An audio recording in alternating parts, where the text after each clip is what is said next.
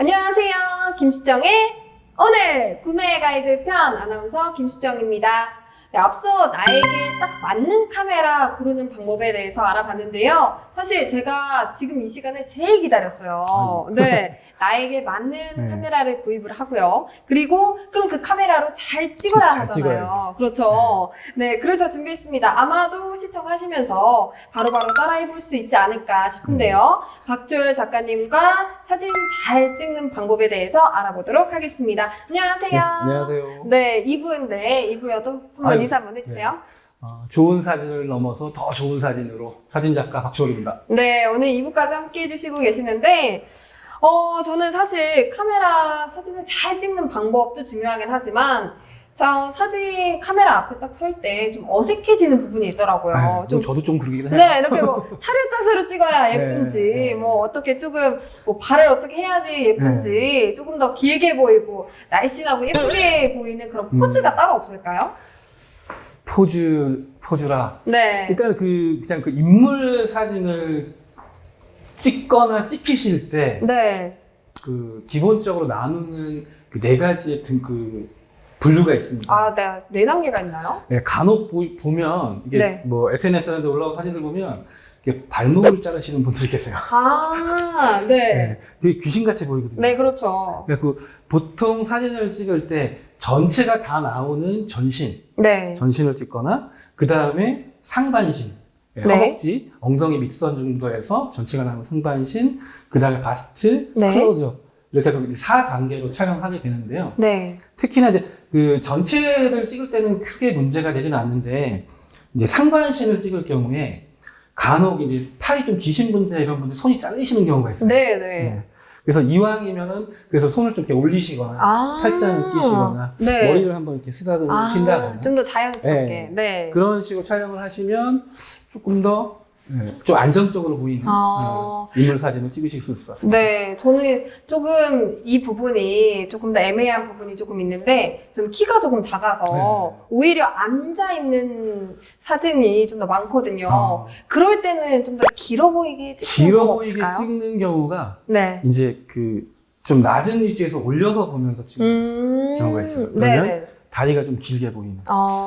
그럼 다리도 약간 좀 사선으로. 그렇죠. 네, 알겠습니다. 이 부분도 4단계가 있다라는 점, 이 부분도 좀 더 유의를 해봐야 될 것 같습니다.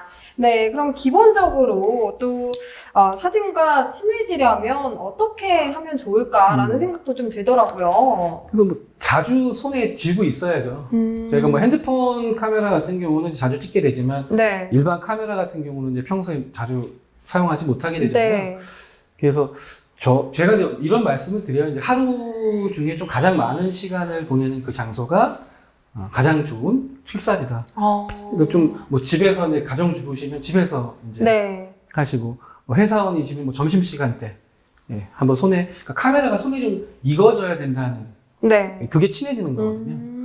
그래서 좀 많은 시간을 보내시면 좀 도움이 되실 것 같습니다. 네, 알겠습니다. 네, 기본적으로 사진을 잘 찍기 위해서 준비해야 할 것, 바로 카메라에 대해서 일부의 이야기를 나눠봤고요. 또한 예쁘게 찍히기 위해서 포즈도 중요하다라는 것을 한번 여쭤봤는데, 그러면 사진 잘 찍는 방법에 대해서 한번 제대로 나눠보도록 하겠습니다. 그러면 이제 사진 하면요, 잘 찍기 위해서는 구도가 정말 중요할 것 같아요. 네, 각기 다른 구도가 있을 텐데, 그때는 어떻게 잘 찍으면 좋을까요? 일단 그 사진의 구도라고 얘기하거나 아니면 뭐 프레이밍이라고 얘기하거나 또 이제 어떻게 보면 화면 구성이라는 부분이 좀 맞긴 한데요. 우리는 지금 그 육안으로도 마찬가지지만 입체를 보고 있습니다. 어떤 형태를 보고 있는 거죠.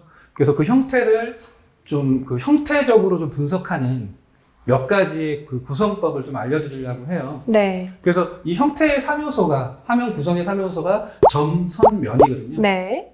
이 부분을 좀 기초해서 좀 한 5가지의 구도법을 좀 보여드리도록 하겠습니다. 네.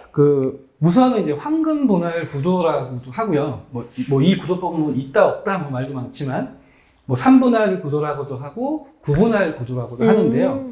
이 3분할 9분할이라는 얘기가 뭐냐면 자, 화면에 보시면 자, 하늘색 선이 상하로 가 있을 거예요. 이 선이 격자 스크린이라고 하거든요. 네. 이건 이제 그 스마트폰 카메라에도 있고요. 디지털 카메라에도 격자 스크린이 있는데 얘가 해주는 역할이 수평과 수직을 맞출 때 가이드선을 해줘요. 아. 요즘에 이제 디지털 수평계나 이런 네. 게 들어가 있는 카메라들도 있지만, 자, 이 격자 스크린 내에서 제가 그 빨간 점 4개를 찍어놨습니다. 네. 이 점이 찍혀 있는 위치에 내가 찍고 싶은 주인공을 배치시켜라 라고 하는 게 이제 어떻게 보면 황금분할 구도의 뭐 기본이 될 것 같아요. 네. 보통도 이제 여행을 다니시거나 막 가서 이제 기념사진을 찍으시면 가운데 빵 찍어버리시는 그렇죠, 분들 그렇죠. 네. 파리 여행 갔어. 에펠탑 머리 위에 나와 있고 막 네. 이런 식의. 그래서 그 내가 찍고 싶은 주된 주인공을 살짝 옆으로 빼줌으로써 그 주변 배경과 주인공이 어우러지게 나오는 화면 구성법을 어떻게 보면 3분할, 9분할, 황금분할 구도라고 하는 방식입니다. 네. 그래서 이제 앞으로는 여행 다니실 때 가운데 빵 찍어드리는 거는 삼가하시는 거고. 네, 알겠습니다. 주변의 네. 아름다움도 같이 나와야죠. 네, 그렇죠. 그 방식이 있고요. 그 다음에 기본적으로 우리가 만나게 되는 4종류의 선이 있습니다. 네. 기본이 되는 수평, 수직, 사선, 곡선. 네. 이 4가지 선인데요. 이 선이라는 것은 형태의 면과 면이 만나는 모서리에서 발생이 돼요. 그래서 그 선들을 좀 맞춰줌으로써 사진의 안정감을 획득하는 방식인데요. 네. 우선 가장 기본이 되는 이제 수평선이죠. 예, 수평선은 되게 안정감이 넘치고 평안한 네. 선이라서 보통 이제 풍경 사진들 찍으실 때 많이 써요. 예, 그렇죠. 왜냐하면 되게 아름다운 풍경을 봤는데 내가 불안하면 안 되잖아요. 그렇죠, 그렇죠. 예, 그래서 되게 안정감 있게 사용하기 위해서 수평이라는 선을 차용하게 되고, 그 외에 또 이제 수직이라는 선이 있죠. 네. 수직이라는 기본적인 선은, 기본적인 수평이라는 선은 내가 보는 위치에 따라서 수평이 되기도 하고 사선이 되기도 합니다. 선의 속성이 좀 바뀌어요. 네. 근데 수직이라는 선은 내가 삐딱하게 보지 않는 이상, 아니면 되게 높은 건물처럼 그 기본적인 사람 눈이 갖고 있는 왜곡, 이런 게 생기지 않는 이상 수직의 속성은 변하지 않습니다. 네. 그래서 건축사진 찍을 때 수직선을 좀 기준선으로 잡고 찍거든요. 네. 그래서 그 수직을 맞춰주면서 찍는 방법. 네. 그 다음에 이제 사선이죠, 사선. 어떻게 보면은 그 인간 눈이 갖고 있는 기본 왜곡과도 유사해요. 네. 공간감을 만들어주기도 네. 하죠. 골목길 같은 경우. 네. 그 다음 기찻길이 멀리가 붙어 보이죠. 이것 때문에 이제 사진의 공간감을 만들어주기도 하는데요. 자, 요 사선 예시로 보여드리는 사진을 보면, 자, 수평이라는 선과 수직이라는 선이 같이 들어가 있습니다. 왜? 왜 들어가 있냐면, 자, 이 사선을 더 사선처럼 보이게 하시려면 사선이 아닌 선이 필요한 거죠. 네. 다른 속성의 선이 필요한 거죠. 네. 그렇기 때문에 사선을 더 사선처럼 보이게 표현하고 싶다면 수평 또는 수직, 곡선, 다른 선들과 같이 어우러졌을 때 네. 더 도드라져 보인다는 거죠. 그리고 이제 마지막으로 뭐 자연의 선이다 뭐라고 얘기도 하긴 하는데, 뭐 이게 인공적으로 만들어진 곡선도 있고요. 이제 아니면 자연적으로 만들어진 어떤 뭐 그 강가라든지 계곡물이라든지 이런 곡선들을 이제 화면 안에 끌어들여서 찍는 곡선 구도. 네. 총 이렇게 4가지의 선에 대한 속성들을 가지고 촬영하는 부분을 말씀드렸는데요. 네. 내가 이번에 찍을 때 수평 구도로 찍을 거야, 이렇게 찍진 않아요. 네. 이 모든 선들, 형태들이 같이 한 장에 어우러져서 촬영을 하게 되는 거죠. 사진을 찍다 보면요, 찍기만 해도 그림이다 하는 곳이 분명 있었을 것 같아요. 네, 네. 작가님이 지금까지 많은 곳에서 이제 사진을 찍으셨을 텐데 가장 기억에 남았던 장소나 사진이 있으시다면 어떤 게 있을까요? 제가 이제 1년에 한 번씩 해외 좀 그 어려운 지역으로 사진 봉사를 다니는데요. 네. 처음 이제 그 남인도라는 지역을 갔어요. 네. 갔는데 정말 쉼없이 그 마을 분들 만나고 다니고 하다 보니까 제가 처음으로 더위를 먹었어요. 저도 이제 이게 더위를 먹었던 적이 없어서 내가 더위를 먹은 건가도 몰라가지고 근데 막 현기증 나고 막 몸을 못 가누겠더라고요. 그랬던 기억이. 네. 체력적으로 또 뒷받침되지 않으면 네. 좋은 사진을 찍기 그쵸. 힘들다고 얘기를 해주셨는데 네. 그래도 사진은 예쁘게 잘 나왔나요? 예. 역시 네, 남인도 예쁘긴 한가요? 가서 네. 거기 그 분들 사진을 담아서 인화해서 다시 또 이제 보내드리는 작업을 1년에 한 번씩 하고 있는데 네. 되게 뭐 제 마음에도 되게 들었던 그 순간이 저한테는 되게 위로가 됐던 순간이 한 번 있었죠. 네, 일을 하시면서도 위로를 받으시네요. 네, 그렇군요. 네, 이제 앞서서 제가 이 질문을 드렸는데 단풍 여행 갈 시기가 다가온다고 말씀을 드렸는데 네네. 어떻게 찍으면 좋을지 2부 때 말씀해 주신다고 하셨잖아요. 어떻게 찍으면 좋을까요? 어떻게 보면 그 단풍 여행, 단풍 가을이 어떻게 보면 1년 중에 어떻게 보면 색이 가장 화려하고 아름다운 네. 이제 계절이 될 텐데요. 우선은 이제 색이 가장 이쁜 곳을 찾으셔야 됩니다. 색이 네. 가장 이쁜 곳을 찾으시면서 그러니까 단풍의 상태가 깨끗한 쪽을 찾으셔야죠. 되게 막 좀 상처 많고 마른 그런 쪽을 찍으면서 어떻게 하면 이쁘게 찍을까 고민하시기보다는 좀 이쁜 장소를 찾으셔라. 네. 라는 말씀을 드리고 또 가을이라서 하늘이 너무 예뻐요. 네. 그래서 파란 하늘과 함께 단풍을 같이 담으시면 더 좋다. 또 넓게 또 단풍이 막 많이 나오면 넓게 찍는 것도 좋지만 네. 좀 들어가서 클로즈업해서 아. 단풍잎 하나만 네. 그리고 이제 감성사진이라고 우기는 네, 그렇죠, 거예요. 그렇죠. 감성사진. 네. 우기는 거죠. 그런 방식. 근데 특히나 좀 그 단풍과 같이 인물 사진을 찍을 네, 경우 네, 네. 좀 주의하셔야 될 게 네. 그 나무 밑이라서 그늘지는 경우가 있어요. 그래서 네. 그 얼굴에 좀 얼룩덜룩하게 나오는 네. 부분이 있으니까 촬영하실 때 그 빛에 얼굴에 그림자 지는 부분을 좀 확인하시고 네. 촬영을 하시면 좀 도움이 되실 것 같습니다. 네, 그 부분까지 유의를 하면 좋겠다고 얘기를 해주셨는데 혹시 그럼 추천하는 장소가 있으신가요? 인터넷 검색만 해보셔도 되게 많은 뭐 명소, 포인트 네, 막 이런 있죠, 것들이 많죠. 많이 있어요. 많이 있는데 뭐 제 경우는 저한테 그런 물음을 해주시면 이런 답을 드립니다. 그러니까 그 살고 계신 동네는 충분히 보셨습니까? 라는 말씀을 드려요. 네. 그러니까 이 말씀을 드리는 이유가 그 어떻게 보면 카메라를 들고 사진을 찍는다는 행위가 복사기는 아니잖아요. 그렇죠. 그러니까 똑같은 순간, 똑같은 장면을 똑같이 담아내는 방식이 아니라 내가 느낀 걸 나만의 방식으로 담아내는 연습이 좀 필요한 과정이라서 그러니까 내가 사는 동네라는 곳은 어떻게 보면 내가 되게 익숙하게 느끼는 동네거든요. 네. 그래서 그 익숙한 동네에서 어떻게 보면 좀 새로운 것을 발견해낼 수 있다면 네. 그렇다고 하면은 일상적으로 보여지는 아름다움들을 찾는 거는 이제 일도 아닌 거죠. 그렇죠. 내가 익숙하다고 느낀 것에서 새로운 걸 발견하는 네. 연습을 좀 먼저 해보셔라. 네. 라는 말씀을 드립니다. 그렇군요. 저도 오늘 당장 카메라를 들고 저희 집 앞에 한번 나가봐야 되겠네요. 네, 알겠습니다. 네, 지금까지 사진 잘 찍는 방법에 대해서 차근차근 이야기를 해주셨는데 마지막으로 이제 7가지 조언이 있다고 얘기를 해주셨어요. 그 부분에 대해서도 설명을 좀 해주세요. 뭐 정답이라고 할 수는 없지만 네. 뭐 좀 그 지금보다 좀 더 좀 좋은 사진을 찍는데 도움이 되실 것 같은 좀 7가지의 좀 항목들을 좀 말씀을 드리려고 해요. 네. 첫 번째는 이제 안정적인 자세로 좀 촬영을 해라. 라는 말씀을 드리는 이유가 그 흔들린 사진이거나 떨린 사진을 선명하게 보정을 할 수가 없습니다. 네. 그러니까 선명한 사진은 흐릿하게 만들 수는 있어도 흐릿한 사진은 선명하게 만들 수는 없거든요. 그렇죠. 그래서 찍을 때 좀 잘 찍어놔야 돼요. 그래서 특히나 DSLR 같은 경우는 뭐 핸드폰 카메라는 뭐 이렇게도 찍긴 하지만 네. 좀 자세를 좀 잘 잡고 네. 최대한 안 떨리는 안정적인 그래서 자세에 항상 취해서 이렇게 잡으시는 촬영하고 찰칵 찍게 되는 거죠. 네. 그리고 두 번째는 이제 초점이라는 부분이 있어요. 네. 보통 띠릿 해갖고 이제 초점 맞은 곳이 선명하게 나와야 되는 네. 그 부분과 이제 수평 수직이라는 부분. 그러니까 수평 수직이라는 부분을 다시 말씀드리는 이유는 수평이거나 수직이라는 선이 맞아져 있어야 좀 안정감을 느끼게 되고 그럼으로써 이제 곡선과 사선이 더 이제 살아나는 선이기 네. 때문에 뭐 이 부분은 다시 한번 말씀을 드리고요. 네. 사진은 뭐 어쩔 수 없고 어찌됐든 빛으로 찍는 겁니다. 네. 빛으로 찍기 때문에 좀 빛이라는 요소에 대해서 좀 민감해지시는 연습을 좀 해라. 아침에 해가 떠질 때까지 빛이 계속 바뀌거든요. 그렇죠, 그렇죠. 그림자도 계속 바뀌어요. 그렇죠. 그러니까 빛을 본다는 거는 빛과 그림자를 본다는 거거든요. 네. 그 다음에 실내에 들어왔을 때는 당연히 또 인공광이 또 그렇죠. 그래서 이 빛들이 어떻게 움직이는지를 좀 이제 읽어내실 수 있으면 네. 지금보다 훨씬 더 좀 좋아지는 사진. 네. 그 다음에 이제 또 이제 색이라는 요소가 있죠.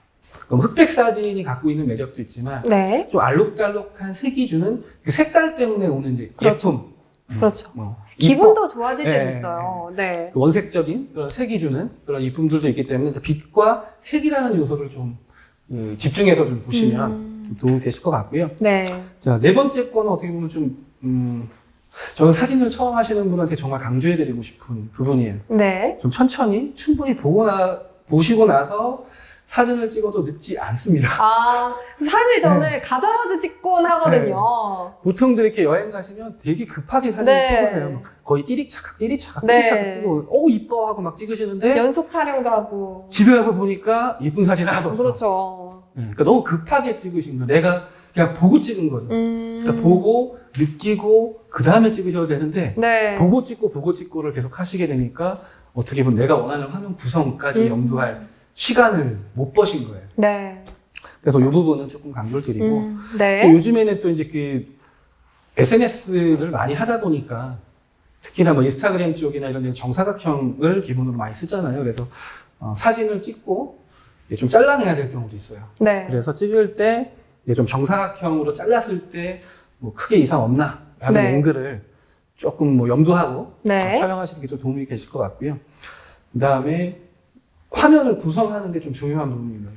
내가 찍고자 하는 이 프레임이라고 하죠. 이 프레임 안에 들어오는 모든 요소들을 가지고 내가 예를 들어 이제 어떻게 보면 뭐 영화 감독이에요. 네. 그럼 이제 영화 감독이 마치 배우들을 선택하듯이 네가 주인공이고 네가 조연이고 너무 지나가는 사람 1, 2 역할을 하는 사람들이야 라고 하는 것처럼 화면에서 주인공과 조연, 배역들을 좀 찾으셔야 돼요. 네. 이제 보통들 초심자분들은 거의 사진을 주인공만 보고 찍으세요. 그렇죠. 네.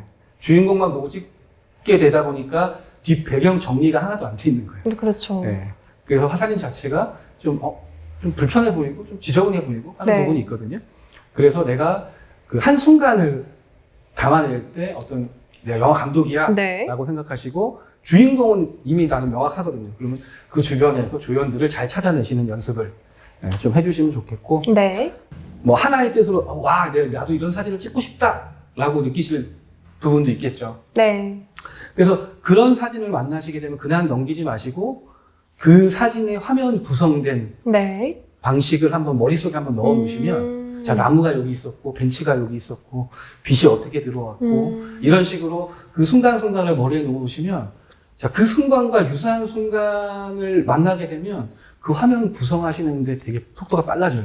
네. 그때 내가 봤던 게 있기 때문에. 네. 그래서 그런 것들을 좀 많이 보시면 좀 도움이 되실 것 같아요. 그래서 그렇군요. 뭐 이 부분들을 좀 그 사진으로 좀 설명을 드리면 네.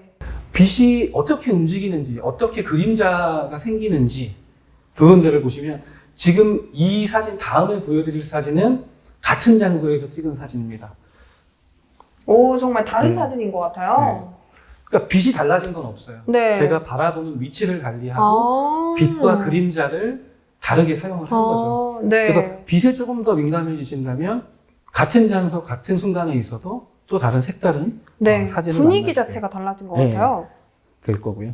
그 다음에 색이라는 요소. 장마도 좀 있었고, 비도 좀 많이 네, 왔죠. 그렇죠. 그래서 막 창가에 이렇게 물방울 맺히고, 딱 찍어놓고 감성사진. 네, 그렇죠. 막 우기고 하는 경우들이 많은데, 자, 요 사진도 뭐 나쁘진 않아요. 나쁘진 않은데, 그 다음 사진 한번 보여드릴게요. 훨씬 좀 더 다채롭다라는 네. 생각이 좀 들기도 하고요. 이 두 사진의 차이가 뭘까요? 뭔가 그 배경이 좀 더 그 원색적인 색감이 그렇죠. 좀 있는 것 그러니까 같아요. 색이라는 부분이고요. 색이 들어갔을 때와, 분명히 그 전에 사진도 색이 있긴 한데, 네. 되게 좀 단조로운 그렇죠. 색이었어요. 네, 근데 좀 어두운 이 사진은, 느낌도 좀 네. 들었어요. 알록달록한 색들이 들어오니까 그거 자체로도 사진이 좀 더 화사해 보이고 예뻐 보이는 네. 부분인 거죠. 자, 그리고 이제 마지막 보여드릴 사진입니다. 자, 여기는 이제 뭐 반포대교죠. 세비섬이라고 불리는 이제 거기 무지개 분수로 나와서 밤에 이제 가을 때 되면은 밤에 그렇죠. 나가서 치맥 좀 하시고 네. 아주 좋은 곳인데, 자, 이 사진을 보시면 주인공은 뭐 세비섬 건축물이 되겠죠. 건축물이 될 텐데, 자, 조연이 없어요. 네. 그러니까 이 사진을 예를 들어 찍어놓고 제가 어디인가에 올릴 거야. 근데 제목으로 뭘 쓸 말이 없어요. 그렇죠. 그냥 한강 야경. 네. 세비섬. 네, 세비섬 야경. 그러니까 어떻게 보면은 그냥 이미지가 된 그렇죠. 사진인 거죠. 이미지가 된 사진인데 그 다음 사진을 보여드리겠습니다. 자, 이 사진에 보시면 실루엣으로 연인이 네. 나와요. 자, 조연이 들어온 거죠. 이 두 조연이 생김으로써 이 사진에 이야기가 생길 수 있는 거죠. 자, 그러면서 이 사진에 제목을 이렇게 붙일 수도 있겠죠. 사랑하기 좋은 밤. 하나의 스토리텔링도 가능할 스토리가 만들어지는 거예요. 네. 그러니까 이만큼 그 화면 안에서 얘가 이미지가 되느냐, 이야기가 되느냐, 이런 차이도 그런 조연들, 어떤 조연들이 들어가 있느냐에 따라서 한 장의 사진이 바뀐다는 거죠. 네, 네. 그렇군요. 사실 오래 보아야 예쁘다라는 구절이 네. 있듯이 사진도 그쵸. 조금 더 천천히 차분한 마음을 가지고 계속해서 연습하는 게 더욱더 도움이 예쁜 되죠. 사진이 나올 것 같다라는 네. 생각이 드네요. 네. 네, 오늘 너무 좋은 말씀 감사하고요. 2부에 걸쳐서 또 카메라 구입 방법과 또 사진도 잘 찍는 방법에 대해서 말씀을 해주셨습니다. 네, 사진으로 느낄 수 있는 추억과 그 순간을 오래도록 간직하고 싶어 하시는 분들이라면 오늘 이 시간이 더욱더 유익하게 느껴지실 것 같네요. 네, 끝으로 작가님 저희 베타뉴스 구독자분들을 위해서 한마디 부탁드립니다. 이제 긴 여름도 끝났고요. 이제 더 좋은 계절 가을이 다가오고 있습니다. 자, 더 신선하게 시원한 마음으로 베타뉴스와 함께 하시는 걸 추천드리겠습니다. 네, 감사합니다. 끝까지 좋은 말씀이시네요. 네, 감사합니다. 네, 지금까지 김수정의 오늘 구매 가이드 편 아나운서 김수정이었습니다. 좋아요, 구독, 알림 설정은 잊지 않으셨죠? 다음에 또 만나요. 안녕!